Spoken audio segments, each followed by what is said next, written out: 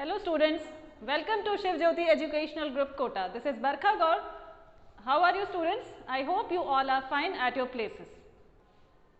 So students, today we are going to start new chapter, that is chapter 13, Organisms and Populations.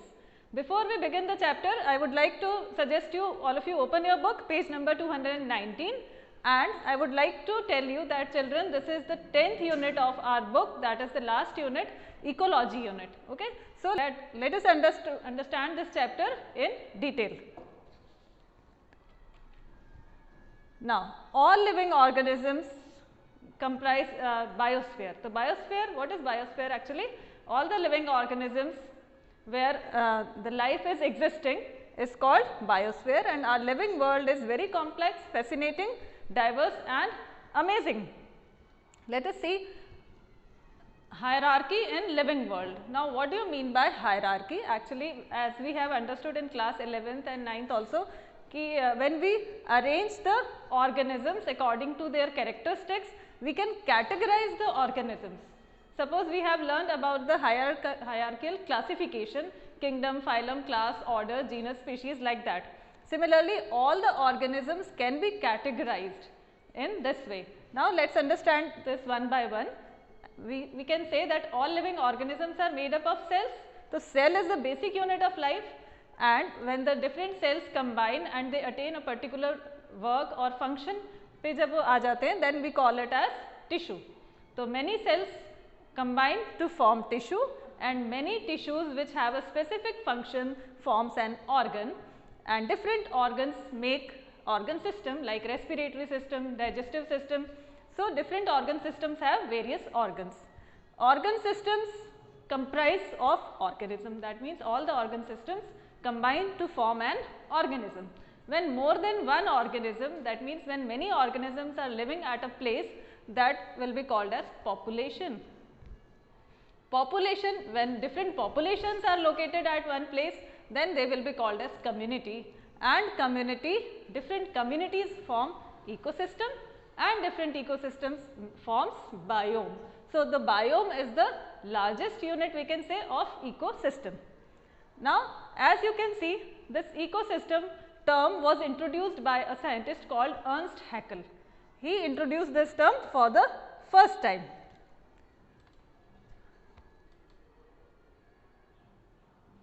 We can see biosphere. Biosphere mein, it comprises of different parts. Biosphere contains lithosphere, that is land part, hydrosphere and atmosphere also. So, different components of biospheres are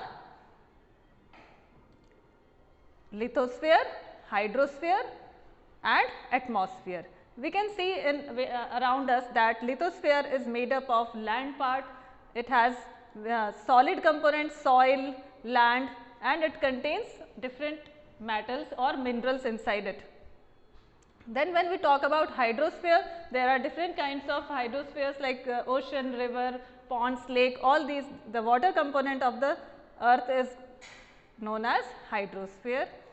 Then atmosphere. Atmosphere contains various gases which surrounds the earth, and they help in trapping the heat of the light provided by the sun. Now, let us understand about the living world, stratified in a specific hierarchy, which is also known as level of organization. That means what I explained you just now, level of organization, जैसे कि cell, tissue, organ system, organism, population, community and then biome. That was all what specific hierarchy in the biosphere.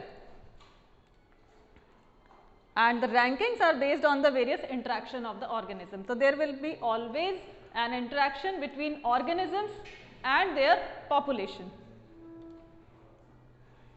Now, the term ecology, as I told you, Ernst Haeckel gave this term.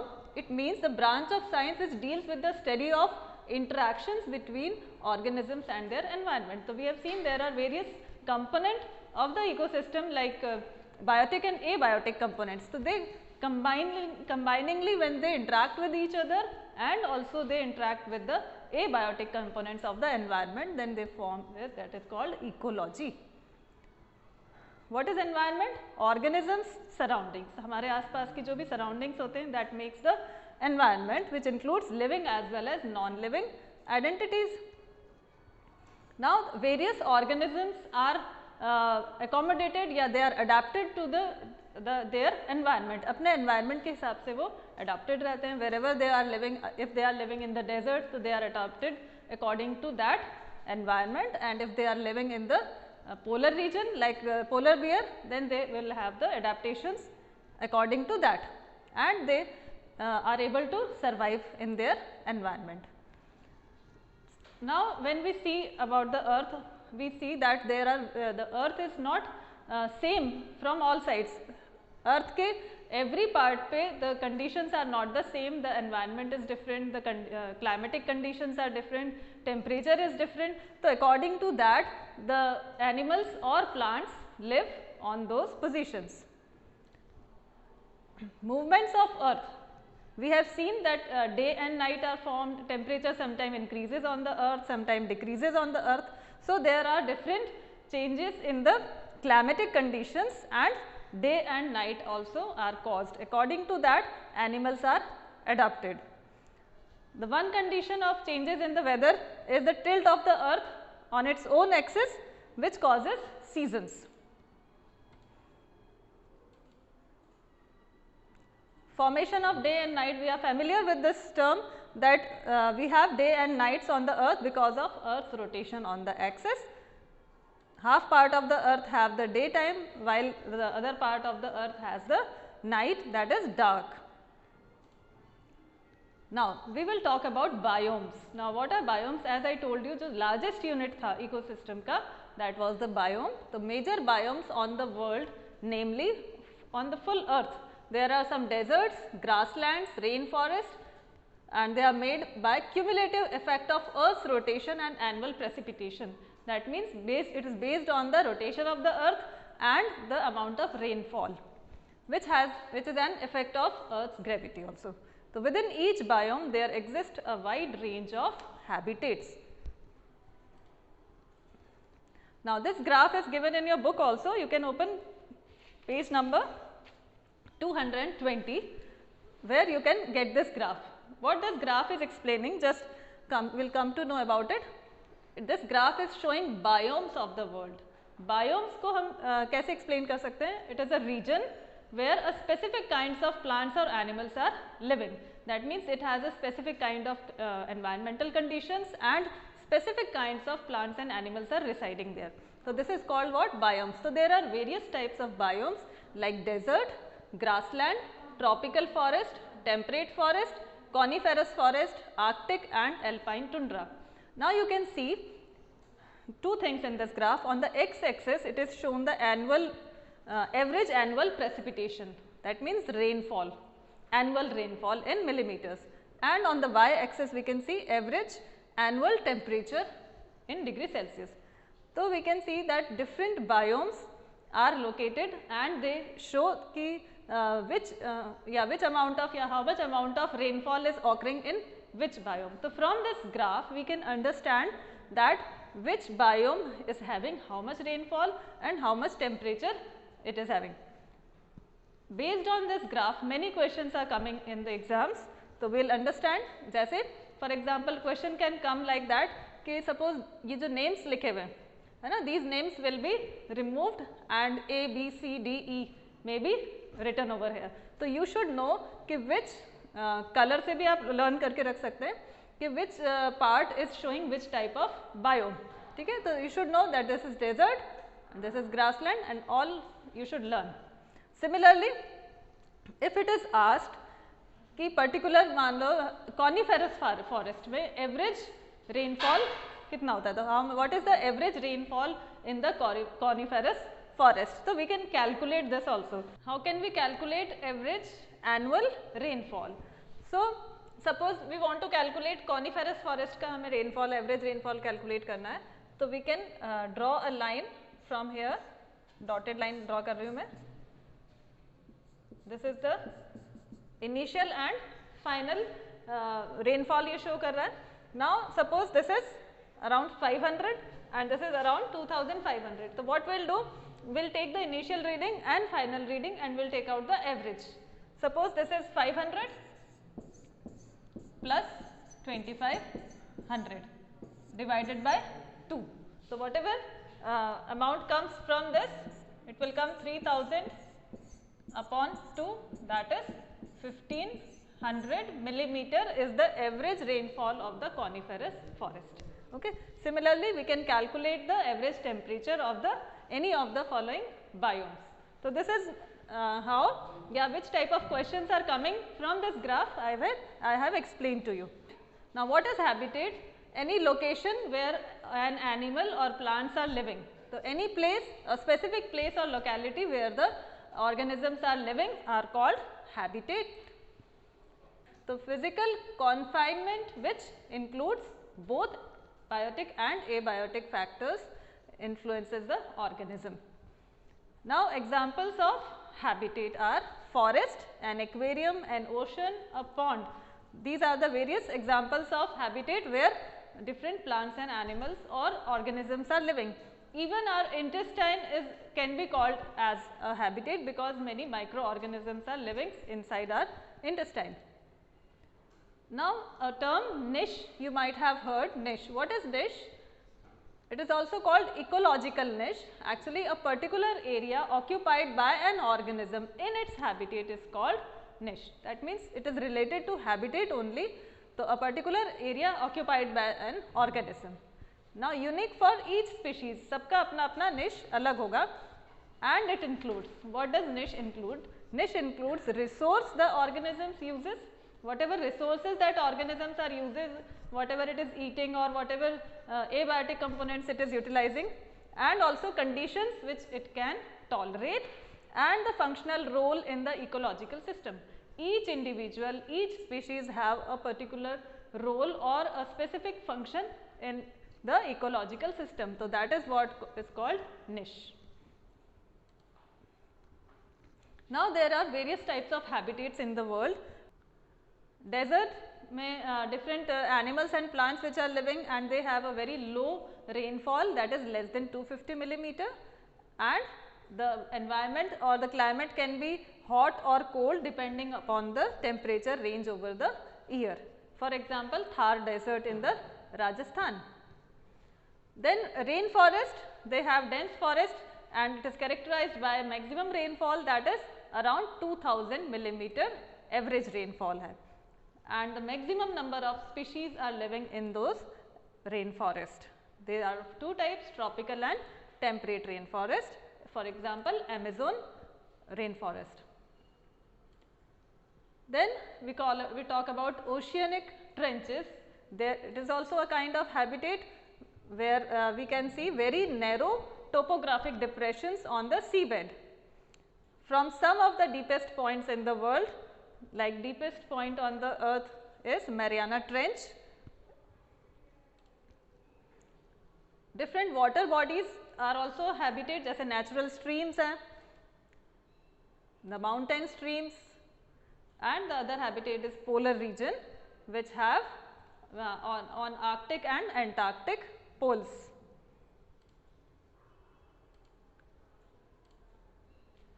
Extreme habitats are also there. The habitats which we just now saw are, they have some sub-zero to maximum temperature 50 degrees Celsius, but more extreme than these temperatures or these environment also are some extreme habitats. Apart from normal ecological habitats, organisms reside in unusual and extreme habitats also, like thermal vents. Microbes reside in smelly compost also. They can live in boiling hot vent also, like microbes, and human intestine is also a kind of habitat where some microbes are residing. So these are also the habitats. Now we come to the abiotic factors of about like temperature, air, water, soil, light and heat. These are the various abiotic factors which will affect the ecosystem. Now we will understand them one by one. The first is temperature. You can see in your book page number 221. Okay. So now this is the most important ecological factor which is variable. That means it changes or it ranges from low to high temperature depending upon the अर्थ की जो भी equator है तो it has maximum temperature, poles पे there is minimum temperature. Okay, the average temperature on earth varies from place to place, like polars have 0 degree Celsius to 100 degree Celsius in vents. Organisms are also found in habitats with temperature that best suits to them. That means जहाँ पे organisms को suitable लगेगा, they will live there only and they are adapted to according to their environment. Many physiological functions of the organisms are temperature dependent because their enzymes. Remember always कि enzymes which are present in our body, they can work efficiently only at a narrow range of temperature. Temperature tolerance. Now what is temperature tolerance? That means an organism can tolerate temperature range. So different animals or plants have a different tolerance capacity. A polar bear will not survive in scorching heat or in Chennai or Delhi, it will not be able to survive there. Similarly, a desert rattlesnake will not survive in sub-zero, that means it will not be able to live in polar region. However, some organisms like bacteria have some really unusual habitats in terms of temperature. They have a wide range of temperature tolerance. Now, on the basis of temperature tolerance, organisms can be divided into two kinds, eurythermal and stenothermal. Eurythermal are such organisms which have a wide range of temperature tolerance. That means they can survive and reproduce in a wide range of temperature. Suppose they can live at 10 degrees Celsius also, they can live at 40 degrees Celsius also, like human beings.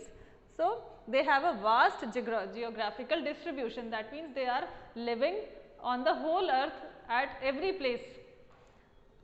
For example, human beings and most mammals. So, these kind of animals are what? Eurythermal. Thermal means temperature and eury means they have a wide range of temperature tolerance. Stenothermal, they survive in narrow range of temperature and they have specific geographical distribution. That means they have a very less space or area where they can live.